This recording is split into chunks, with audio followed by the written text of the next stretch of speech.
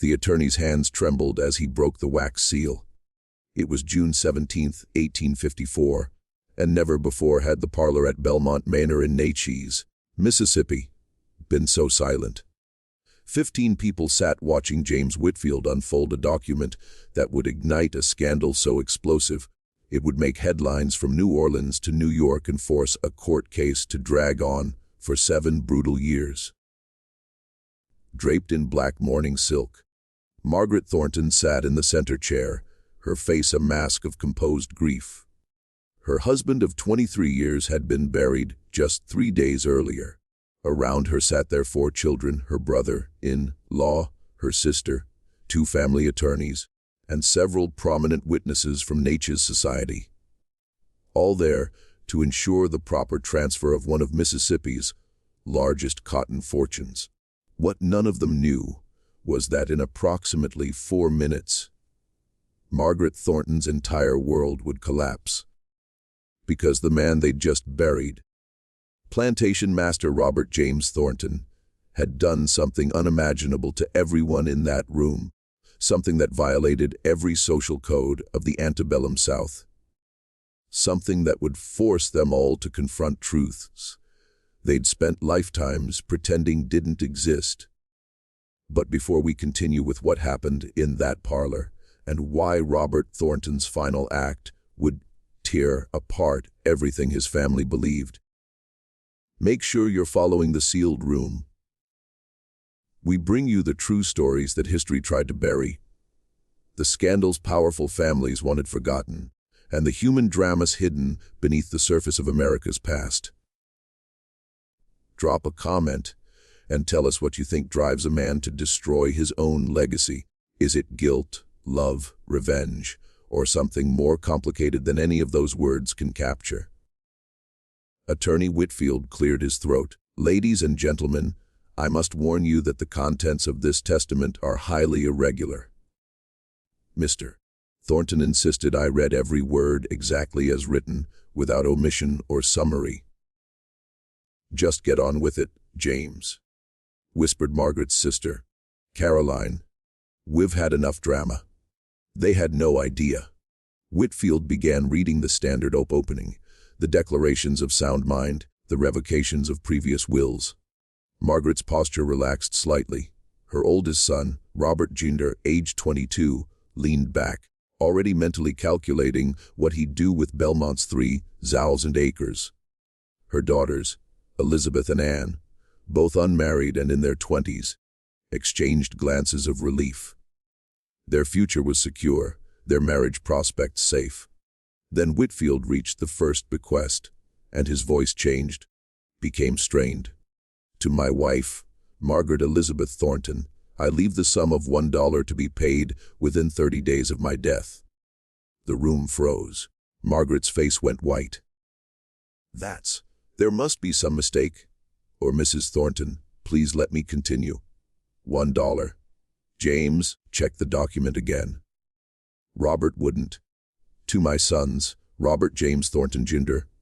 and William Charles Thornton, I leave the sum of $1 each to be paid within 30 days of my death. Whitfield's voice was barely above a whisper now. To my daughters, Elizabeth Margaret Thornton and Anne Caroline Thornton, I leave the sum of $1 each to be paid within 30 days of my death. Robert Jr. surged to his feet. This is insane! Father had over $400,000 in assets. The plantation alone is worth. Please sit down, Mr. Thornton. Whitfield wasn't looking at any of them now. His eyes were fixed on the paper, and his hand holding it had begun to shake visibly. I must read the primary bequest. The silence in that room was the kind that comes just before a storm breaks, the kind where you can hear your own heartbeat pounding in your ears, where every person present knows with absolute certainty that their life is about to change forever. To Eliza Marie. Whitfield read, his voice cracking on the name. A woman of approximately 32 years of age, currently held as property at Belmont Manor, I hereby grant immediate and unconditional freedom. Furthermore, I grant to the aforementioned Eliza Marie the entirety of Belmont Plantation, including all 100 acres of land, all buildings, all equipment, all livestock, and all crop yields current and future." Someone gasped. Margaret made a sound like she'd been struck in the chest. But Whitfield wasn't finished. "I further grant to Eliza Marie my full ownership stake in Thornton Cotton Factoring Company, my shares in the Natchez Railroad Company, my property holdings in Natchez City proper, including the house at 42 Pearl Street, all bank deposits, all bonds, all securities, all personal property of every kind and description, and all currency in any form." Margaret stood up so fast her chair toppled backward. "No. No. This is forgery." This is... James, you wrote this yourself. "You're trying to steal." "Mrs. Thornton, I did not write this will. Your husband came to my office 6 weeks before his death and dictated it to me personally. I advised strongly against these provisions. He was adamant. 6 weeks." Margaret's voice rose to a shriek. 6 weeks he sat in this house, ate at my table, let me plan his future, and he'd already written me out of everything. But Elizabeth, the older daughter, had started to cry.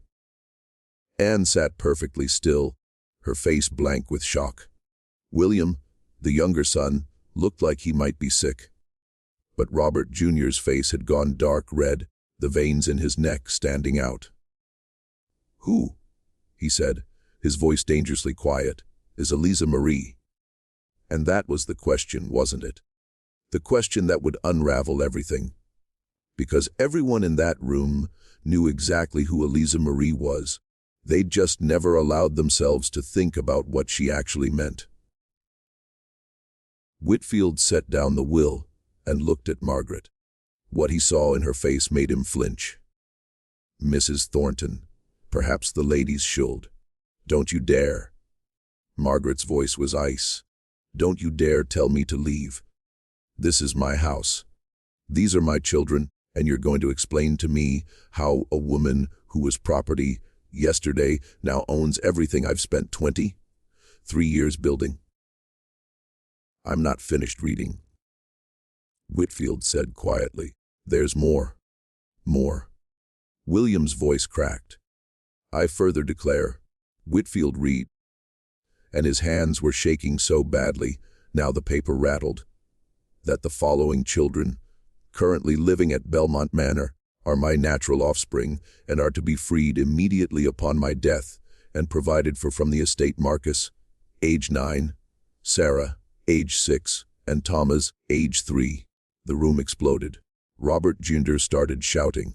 Elizabeth collapsed into sobs. Margaret stood frozen, her mouth opening and closing without sound.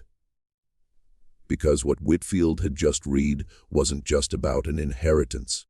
It was about 3 children everyone at Belmont had seen, had known about, had carefully pretended not to understand the significance of.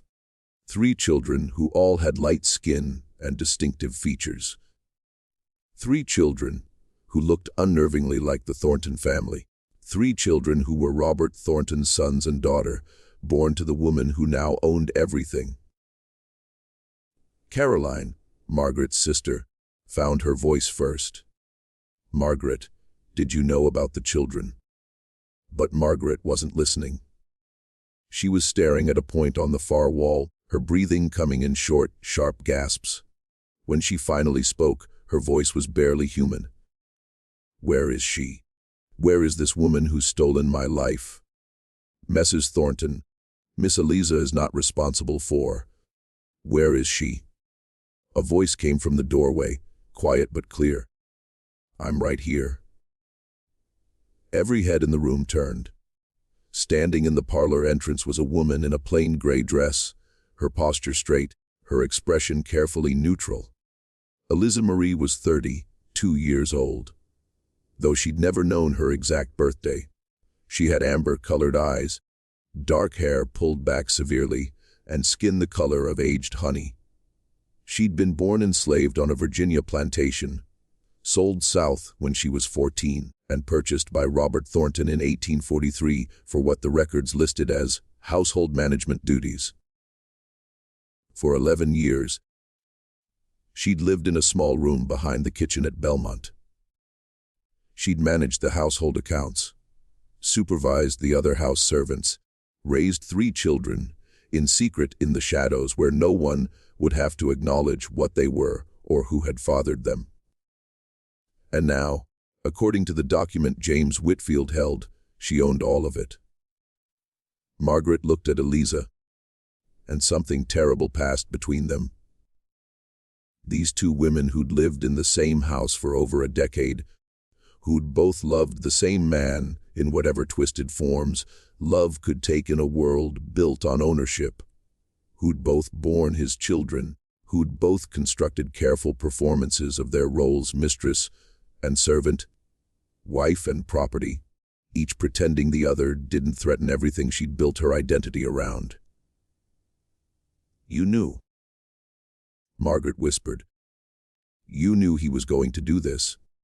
Eliza's face remained impassive. "He told me 3 days before he died." 3 days. Margaret's laugh was horrible. "He gave you 3 days warning and me none at all. 11 years you've been in my house. 11 years I've fed you, clothed you, given you shelter, and this is how you repay? You never gave me anything, Mrs. Thornton." Eliza's voice was quiet but steady. "Your husband purchased me. Everything I had, every moment of my life, belonged to him. To you, I couldn't refuse anything. I couldn't leave. I couldn't protect myself or my children. I wasn't repaying anything, because I never owed you anything. I was property." The word hung in the air like poison. Robert Jr. moved toward Eliza, and something in his posture made Whitfield step between them. "Mr. Thornton, I must advise you that any physical intimidation of Miss Eliza would be—" "Miss Eliza." Robert Jr.'s voice dripped venom. "You're calling her Miss?" She is a free woman as of 3 days ago," Whitfield said firmly. "Per the legal terms of your father's death and the activation of this will, Miss Eliza is no longer enslaved. She has legal standing, and she is, as of this moment, one of the wealthiest property owners in Adams County." The absurdity of it was too much for some. One of the witnesses, a banker named Pritchard, started laughing. High, hysterical laughter that sounded like it might turn into screaming. His wife dragged him from the room. Margaret was still staring at Eliza. "Why? I need to understand why. What did you do to make him choose you over his own children?" And Eliza, who'd spent 11 years being careful, being invisible, being whatever she needed to be to survive, finally let something show on her face: pain. Deep, aching pain that had lived in her bones for so long it had become part of her structure.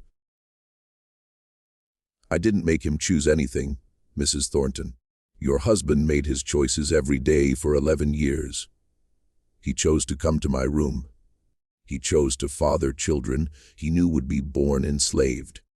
He chose to keep us all trapped in a lie that protected him and destroyed everyone else. And at the end, when he was dying and couldn't lie to himself anymore, he chose to tell the truth. I'm sorry that truth has hurt you. But you're asking the wrong person why." It was the most Eliza had ever said directly to Margaret in 11 years. And it was the moment when everything that had been carefully contained, carefully managed, carefully buried beneath Southern propriety, finally erupted into open warfare. Margaret's brother-in-law, Thomas Thornton, stepped forward. He was Robert's younger brother, a lawyer himself, and he'd been silent until now, watching everything with calculating eyes. "This will is illegitimate. It was extracted under duress from a dying man. It violates every principle of natural law and Christian morality. It will not stand in any court in Mississippi. The will was properly executed," Whitfield said. Mr. Thornton was of sound mind. He had every legal right to dispose of his property as She can't own property. Thomas's voice cut through the room like a knife. The law is clear. A Negro, even a freed Negro, has severely limited property rights in Mississippi. She certainly can't inherit a plantation. She can't own enslaved people. She can't manage business interests. The will is legally impossible. Your brother anticipated these objections. Whitfield said quietly. The will includes trust structures, guardian appointments, legal mechanisms specifically designed to— I don't care what mechanisms he designed. Margaret's voice had regained its strength, though it shook with fury. This is my home, my children's inheritance, their future, and I will burn this entire plantation to the ground before I let that woman take it. Eliza met Margaret's eyes steadily. Then burn it. But it will still be mine when the ashes cool. What happened next would consume 7 years, destroy multiple families, expose secrets that Natchez society had kept hidden for generations, and ultimately force a Mississippi court to confront questions about property, freedom, race, and power that the entire South was desperately trying to avoid answering. But in that moment, in that parlor with Robert Thornton 3 days dead, and his will finally read aloud, all anyone could see was the wreckage.